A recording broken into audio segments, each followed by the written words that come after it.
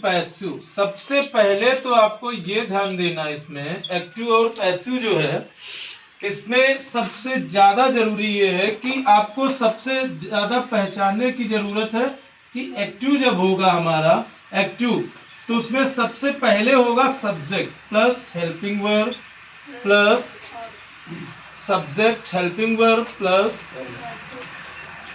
Verb plus object और other भी आ सकता है, अदर भी आ सकता होता है। ये इतना सारा होगा जो पैसिव से एक्टिव से रिलेट करेगा। मतलब ये चीजें हैं एक्टिव वाइज का मेन थीम होता है, जैसे subject, helping verb, verb, object और other.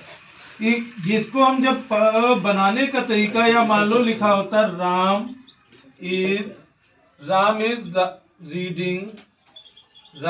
Reading a book, reading a book in the house या स्कूल, जो भी होता, ये मान लो सेंटेंस है। इसमें राम क्या हुआ, राम एक सब्जेक्ट है, इज हेल्पिंग वर्ब हो गई, रीडिंग हमारी वर्ब है, ए बुक हमारा ऑब्जेक्ट है और इन द स्कूल ये अदर वर्ड हो गया।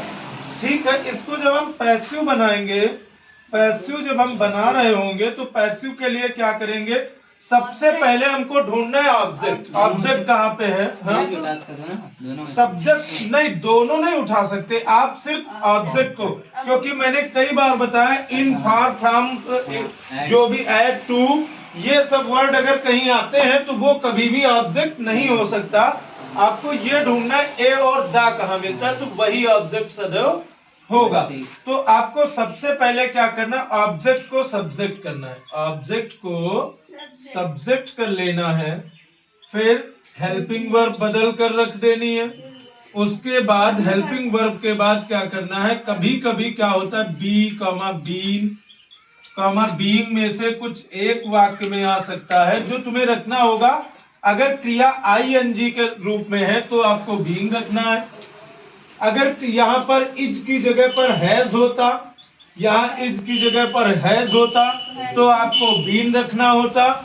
अगर यहाँ पर होता विल बी या विल होता या सेल होता तो आपको बी रखना होता।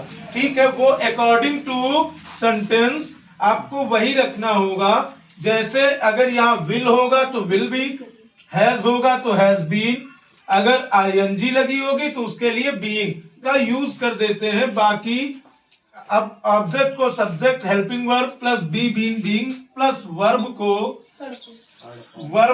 थर्ड फॉर्म में सदैव करते हैं। ये कोई जरूरी नहीं है, वर्ब को सदैव थर्ड फॉर्म में करते हैं। इसके बाद वर्ब को थर्ड फॉर्म करने के बाद यहीं पर अदर वर्ड भी रख दिया जाता है, अदर वर्ड यहीं पर रखेंगे। उसके बाद बाई और फिर सब्जेक्ट का ऑब्जेक्ट, सब्जेक्ट का ऑब्जेक्ट, ये सेंटेंस आपका बन जाएगा। कैसा होगा, सबसे पहले ऑब्जेक्ट को जब आप सब्जेक्ट करोगे तो ए बुक जो होगा वो उठकर यहाँ आ जाएगा, ए बुक यहाँ आ जाएगा। उसके बाद क्या करोगे, यहाँ पर इज था, इज रीडिंग, तो आप ए बुक इज यही उतार लोगे। और ये जो क्रिया में आईएनजी दी गई है, हेल्पिंग वर्ब आपने लगा दी है, ए बुक ऑब्जेक्ट उठाने, ऑब्जेक्ट को सब्जेक्ट करने के बाद जब आपने हेल्पिंग वर्ब का यूज कर लिया इज, तो बी बीन बीइंग में से, जो कि अभी बताया कि अगर यहाँ पर आईएनजी दी गई होगी तो बीइंग का यूज होगा। अगर यहाँ पर हैज दिया गया होता और क्रिया थर्ड फॉर्म में होती तो बीन का यूज कर देते।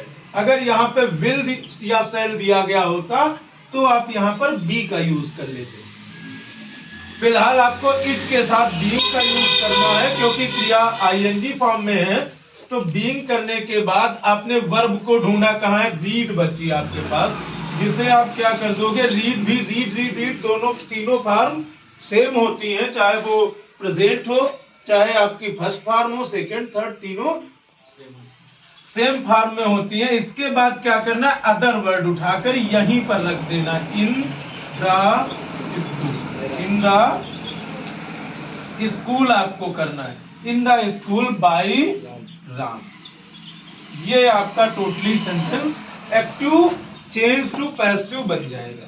अब कभी कभी क्या होता है इसी में, ये तो आपका हो गया नॉर्मल सेंटेंसेस जो दिए गए होते, लेकिन कभी कभी क्या होता है दूसरा स्वरूप ये कह सकते हो इसमें कि कभी कभी समवन यहां आ सकता है, समवन, एवरीवन, एवरीवन, एवरी